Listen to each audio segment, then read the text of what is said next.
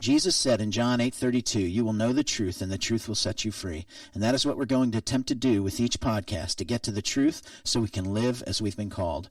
In the last podcast, we talked about the timeline of tribulation, including the false idea that we get raptured up at the beginning of it. If that's true, then we'll experience some of these end times. So the question becomes, how do we live during those times? And luckily, Jesus doesn't leave us alone in that. He tells us in Matthew 24 and 25.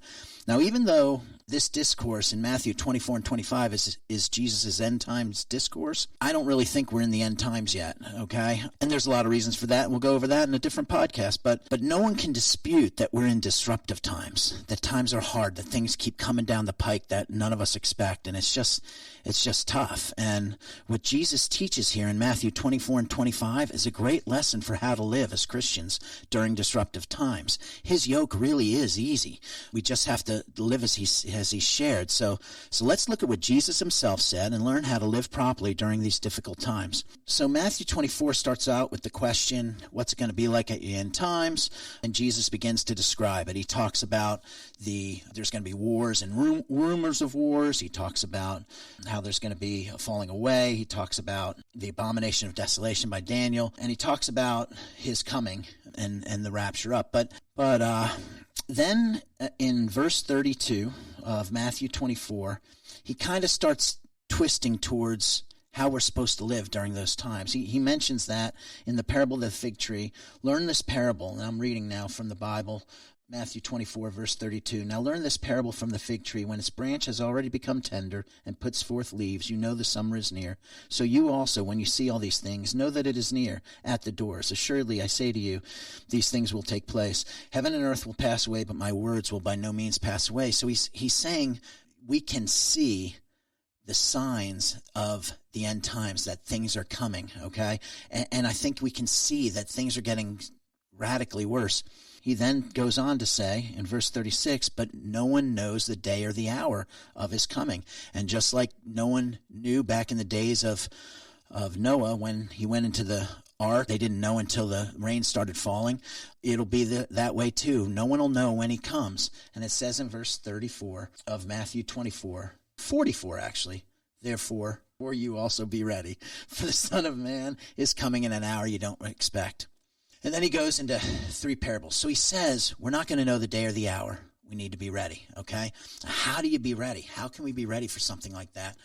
And then he shares with us three consecutive parables that kind of tells us how to live, okay? The first one starts in Matthew 24, verse 45. And he says, and I'm just reading, who then is a faithful and wise servant whom his master made ruler over his household to give them food in due season? Blessed is that servant whom his master, when he comes, will find him so doing. Assuredly I say to you that he will make him ruler over all his goods. But if that evil servant says in his heart, my master is delaying his coming, and begins to beat his fellow servants and to eat and drink with the drunkards, the master of that servant will come on a day when he's not looking for him, and in an hour that he is not aware, and he will cut him in two and appoint him his portion with the hypocrites, and there shall be weeping and gnashing of teeth. And so Jesus, like this master, has left, and he's left us in charge until he returns, okay? We're in charge of the flock. He wants us working, okay? He wants us to be faithful stewards, and he wants us working. That's the two kind of things that he points out here. So what is a faithful steward? This is what we have to realize, guys. All of this is not ours. The money that you have in the bank, that wife or that husband, your kids, your very breath, it's not yours. Okay? None of it's yours. It's all a gift. We spend so much of our time consumed on us, our stuff. This stuff's not even ours, okay? Jesus in Matthew 6 said, listen, look at the birds. Don't worry about what you're going to eat or what you're going to wear. Stop worrying about these things. It's all a gift. Be thankful for such extravagance. Just be thankful. So, a faithful steward understands that, hey, we don't own this thing, okay? We are stewards, and as such, we don't own it, so we should be faithful. What does that mean? That we should take care of these things, okay? We should treat them with care. We should handle our wives with care. We should handle our kids with care. We should handle the poor with care. Love, smile, speak good words, listen. We're to love, okay? It's about taking care of what you've been put in charge of right where you are. Instead of always looking for the next place to move to and the next place to do and the next thing to conquer or attack, be a good steward of what you've already been given. Be a good steward of the area that you've already been given. And then you'll find more peace and more enjoyment and more joy, really. So take care of that and be faithful. Now, when Jesus is talking about that, when he talks about being faithful, he talks about feeding the sheep. It's how Jesus, it's what he defines work as. It's feeding the sheep. If you look right at the beginning of this in verse 45, he says, "Who then is faithful and wise servant whom his master made ruler over his household to give them food in due season?" Now, is he actually talking about food? I mean, it could be, but really he's talking about the spiritual food, to nourish those that are around us. Okay, Jesus in John 4, verse 34 said, "My food is to do the will of my Father." At the end of the book of John, Jesus tells Peter to feed his sheep. And he's not talking about feeding all of Jerusalem. He's talking about feeding them spiritually, growing them, reaching the lost, and nourishing those people that are around us. When Jesus spoke about his work, it was always about ministry. In Matthew 9, there's a beautiful passage where we get a glimpse into God's heart. And I'm going to read it. Matthew 9:35. It says, "Then Jesus went about all the cities and villages, teaching in their synagogues, preaching the gospel of the kingdom, and healing every sickness and every disease among the people. But when he saw the multitudes, he was moved with compassion for them, because they were weary and scattered, like sheep having no shepherd.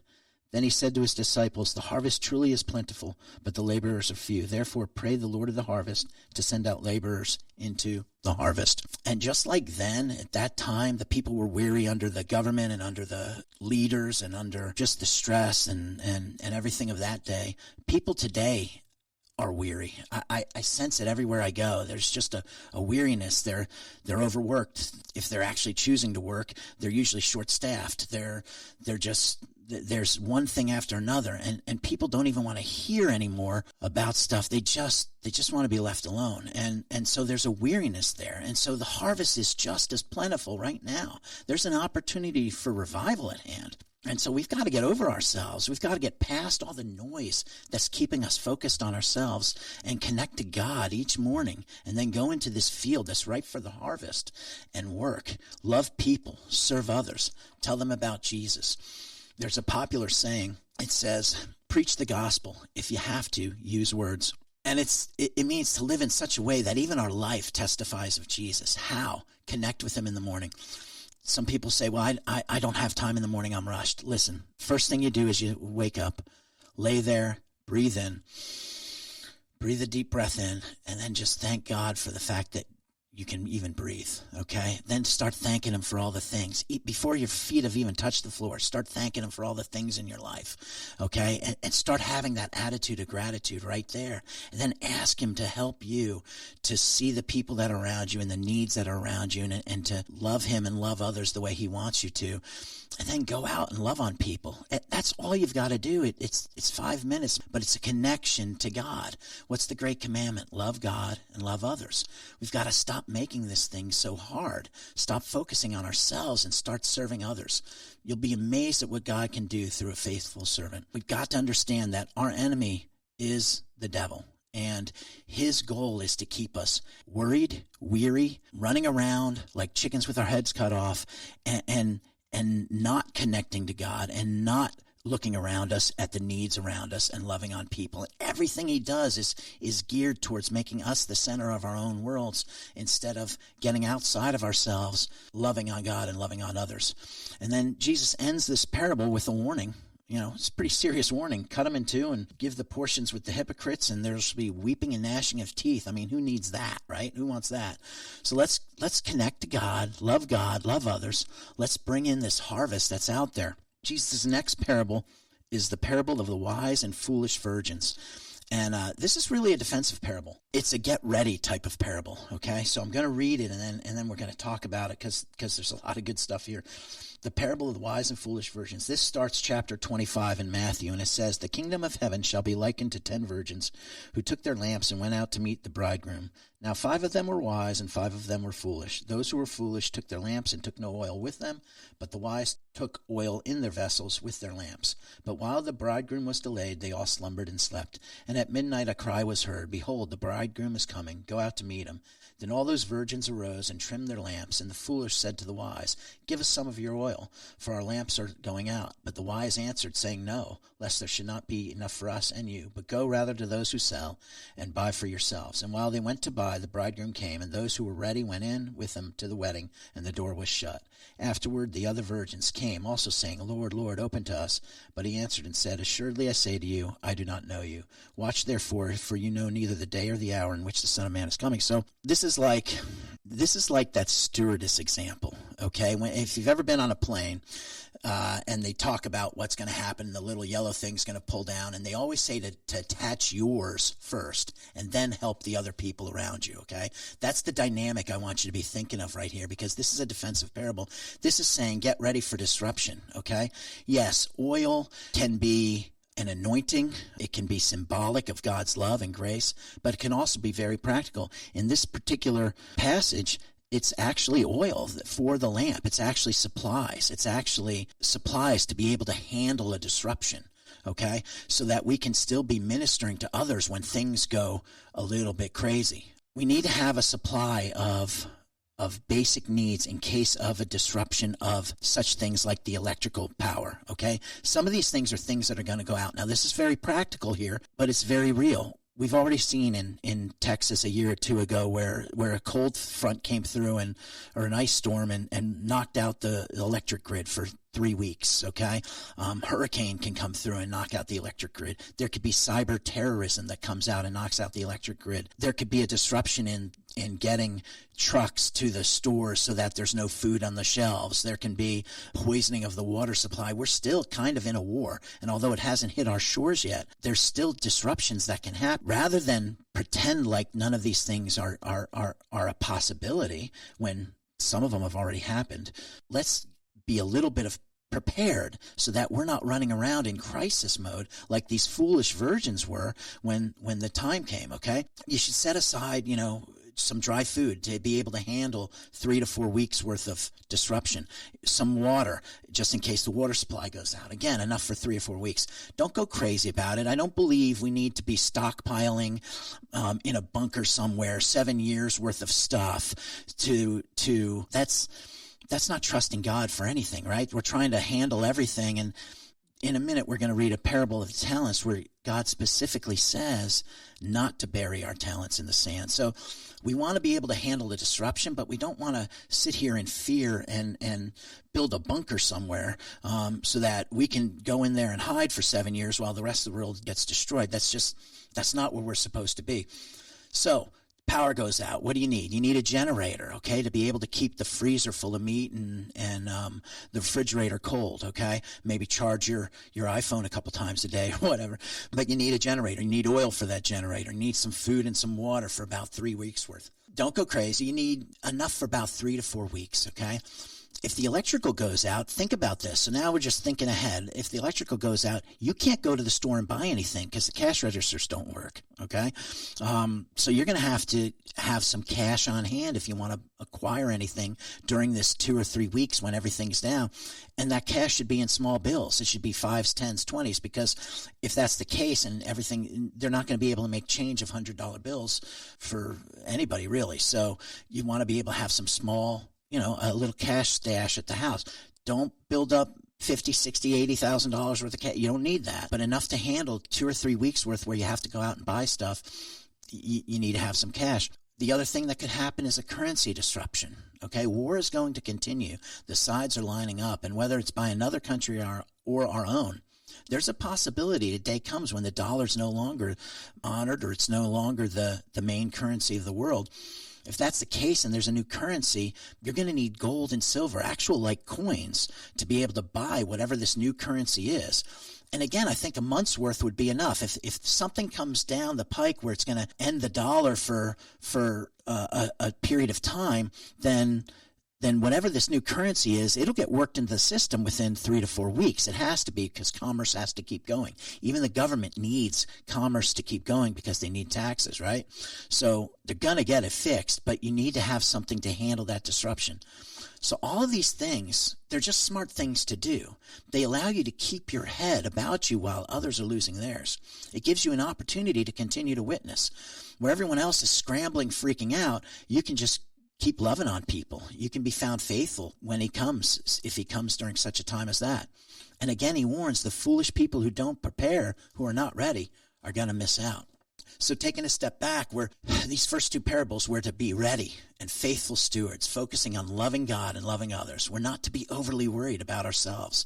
We don't own any of this. We're to love God and love others. We should be prepared with the basics of, some food, some money, some alternative electricity to handle the disruption, to allow us to continue to working on the harvest. And then the final parable he tells here is the parable of the talents.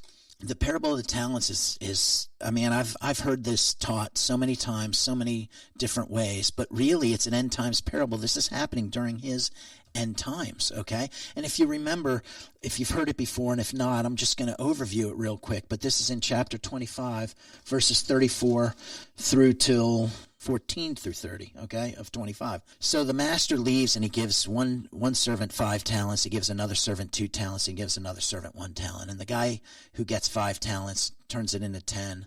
The person who got 2 talents turns it into 4. And the person who got 1 talent hid his talent in the sand.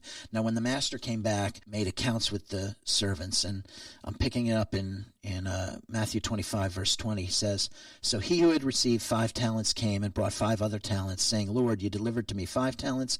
Look, I've gained 5 more talents besides them.' His Lord said to him, 'Well done, good and faithful servant. You are faithful over a few things. I'll make you ruler over many things. Enter into the joy of your Lord.'" So something that's really cool there. He's talking about you get a reward for how you perform here, okay? We're going to have jobs in heaven. Okay, we're going to have things to do in heaven, and how we handle stuff here will determine kind of how much stuff we're going to be handled there. And what's neat about this is God is the only one who knows what our task is going to be there. We don't. So whenever you're unsure of why something's happening, think for a second, hey, God just may be preparing me for something that I don't even know is coming down the pike.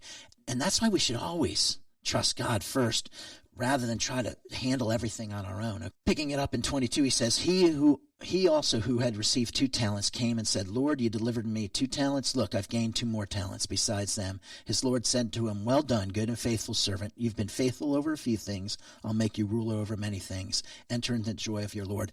He gives that person who had the 2 talents, he gives them the exact same reward as the person who had the 5 talents, because they both did the same thing. They were both as faithful. So that's super cool, okay? It doesn't matter if you were given all these gifts and whatever you were born into or whatever, it doesn't matter. It's your heart and what you do with it. Even if you were given less, as long as you went at it the same way, with the same heart, with the same attitude, you're going to get the same reward. That's super cool. And then he who had received the 1 talent came and said, and I'm reading again, "Lord, I knew you to be a hard man, reaping where you have not sown and gathering where you have not scattered seed. And I was afraid, and I went and hid your talent in the ground. Look, there you have what is yours." But his Lord answered him and said to him, "You wicked and lazy servant, you knew that I reap where I have not sown and gather where I have not scattered seed, so you ought to have deposited my money with the bankers, and at my coming I would have received back my own with interest. So take the talent from him and give it to him who has 10 talents. For to everyone who has, more will be given, and he will have abundance. But from him who does not have, even what he has will be taken away. And cast the unprofitable servant into the outer darkness, where there will be weeping and gnashing of teeth." He's very clear here. We're not to bury our talents. That's a big deal, what he's talking about. We're not to hide in fear. God says over and over in his scripture, do not fear, okay? Now, there's a couple levels to look at. Like most scripture, there's layers, right? You learn one thing, and then years later, you see that same passage, and you see it differently because you've learned and grown. Yes, we can look at this passage as just investments. We have to make wise investments. But from a Christian standpoint, don't focus so much on the money. We're to make investments in much more than money, right? We're to invest in people.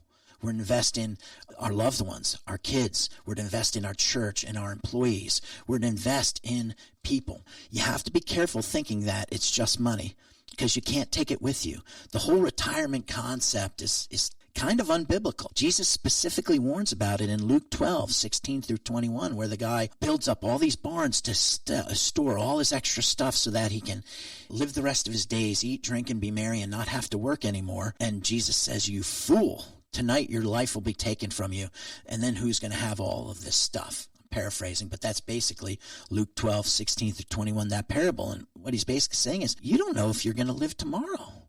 I could leave this recording studio and get hit by a car and die. I could be done. So to always put off and try to save up for some mystical thing down the road, it's just not biblical. We've got to love the people around us now, okay? And I love that in this passage, the word talent is used as a unit of measure of money, but the word talent, and we think of our own talents and abilities, so it's very easy to morph that over about investing our talents as well, okay? The gifts and abilities that we've been given, we're supposed to use them. God gave us these gifts. We're supposed to apply them. Supposed to apply them at work. We're supposed to apply them in our homes. We're supposed to apply them to the people we love. Now, a little aside on talents. When it comes to your talents, I think we get so focused in the church on trying to do this all ourselves. There's all these tests so you can see your spiritual gifts and all these other things. And all of that's good, but we don't know how great we are, okay? We don't know what God's got planned for us on the other side. So let God lead, okay? Connect with him in the morning, seek his wisdom, and then act as his prompting. So let me give you an example. You're sitting in church, and the pastor says, we're going to need some help in the kids' ministry, and all of a sudden you get this tug. You feel like, gosh, maybe I should jump in and help out there. What happens a lot of times is immediately you begin to start coming up with all the reasons why you can't do it. You're not good with kids. You don't have the time. You don't have this thing. Rather than do that, why not just step forward and do it? Just do it. Because what you may find as you start serving in these places is, guess what? You've got gifts and abilities, talents, empathy you didn't even know about.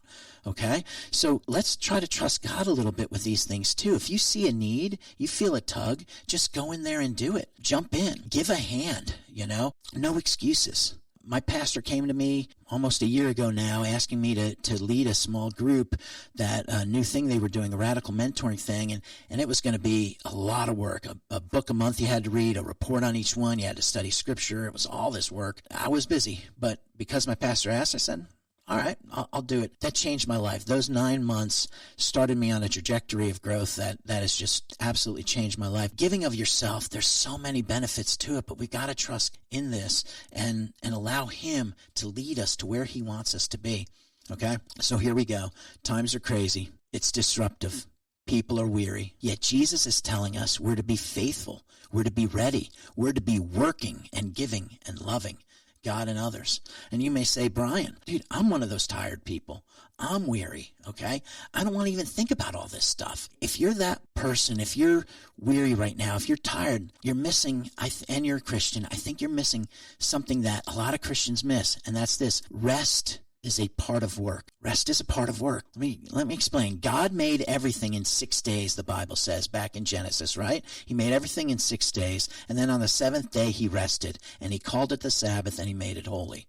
But Jesus in John 5:17 said, my Father is always working to this very day, and I too am working. So if you rested 1 day out of 7, how could he be always working unless that rest was indeed part of the work process? And it is. It's baked into our DNA. It's part of the rhythms of our life. We were made to work for 6 days and rest 1. Retirement communities where you sit and you retire and then you don't work again, that's a slow death, okay? And if you've ever been to one, it's people waiting to die. It's not how we were made to be. We can be productive no matter what age we are. It's defined differently when you're older. You can't do the same things you can do when you're younger, but you can still add wisdom and value to the younger generations. We were made to work 6 days and rest 1. And so, most people, they'll work 4 or 5 days and then they take 2 off. So you say, Brian, why is everyone so worn out? It's because you're doing it wrong. The Sabbath day is not a day to catch up on all the stuff that you didn't get done. The Sabbath day is a day to rest, to actually not work, not run errands, not run after the kids, actually not work. The number one thing when I teach this to people, they say is, I'm too busy. I can't do it, Brian. There's no way. You don't understand. I have kids. I have this. They have to go somewhere. I can't. And I'm telling you, that's a lie. How do I know it's a lie? Because if someone really important to you died and you had to take off for a funeral, you would do it. And you'd be able to take the whole day off. And your life would still go on. Like, it wouldn't fall apart. It actually happened. Or you've gone on vacations. And what happens when you go on a vacation? The 4 or 5 days prior to that vacation, you're hyper-focused. You're getting everything done, everything handled ahead of time, right? And then you can go on your vacation. Guess what? That's the same thing. If you have that same commitment to that one day, you can have everything else done in the 6 days. You can. This past weekend, I always take Saturday as my Sabbath, and you don't have to be legalistic about it. It could be Saturday. It could be Sunday. It could be, if you're a pastor and you have to do things on Saturday and Sunday, maybe you make Monday your Sabbath day. The key is that you're not working, okay? That doesn't mean you have to sit around and do nothing. You know, my Sabbath Saturday, this past Saturday, was I woke up at 9 o'clock. Now, I'm a 4 a.m. guy, and on the weekends, I don't set my alarm, so I wake up at like 6. On Saturday, I woke up at 9. Like, I haven't woken up at 9 in forever. I must have needed it, but guess what? Wake up, no guilt. You don't need guilt. This is your day to do whatever, right? And then I went and I had my quiet time. I didn't even eat breakfast till like 11:30, and I just went out to my patio area where I've got a hot tub and a table and everything. It was an 80-degree day, beautiful weather, and I just chose to sit outside and read and just hang out in my backyard, look at all the birds, and just chill out. That was my day. And then I grilled out because I like to grill out. If it was a Saturday during college football, I'd probably be up at 9 watching Kirk Herbstreit in College Game Day. That's my Sabbath day, and that day. It doesn't matter what you do as long as it's not working. And you might say, well, Brian, I've got kids, I got wives. Teach them how to do it too, okay? I've got 3 teenage boys, and on my Saturday, my Sabbath day, they're not going to get a lot from me, okay? If I want to play with them, I'll choose to play with them, but otherwise, you're on your own, okay? This is my Sabbath day. We're resting. You know what those guys will do if they're going to do their Sabbath day? Those teenage boys will sleep till like 1 o'clock. And you know what? I'll let them. The other 6 days, I'll hammer them to do the stuff they're supposed to do. But man, let them sleep in. No guilt. You can't tell them they can do whatever and then no guilt. God tells us to take 1 day off out of 7. It's actually a commandment, okay? You're going to be disobedient otherwise. It doesn't matter how you do it or why you do it. And we'll do a podcast where we go in depth into this, but you've got to get away and connect to God. And here's what happens. You get insights. When you get out of the hoopla and get out of the crazy of your life and you step away for a moment, God can reach you and give you ideas. It sharpens your saw. It makes you better. Taken together, these 3 parables are the simple rhythms of God's grace. It's his easy yoke. If we do these things, if we love God, we love others, we rest, we work, we do good works using our talents and our time. We're ready and we're prepared. We can go through life without the hurried worry that encompasses so many people. And we can enjoy this journey even during distressing times because we're focused on all the people we can help. Because guess what? During these times, there's way more people to help than we can even help. And the opportunity is everywhere. The harvest is there. So let's enjoy this journey and love God and love others. Until next time, be blessed.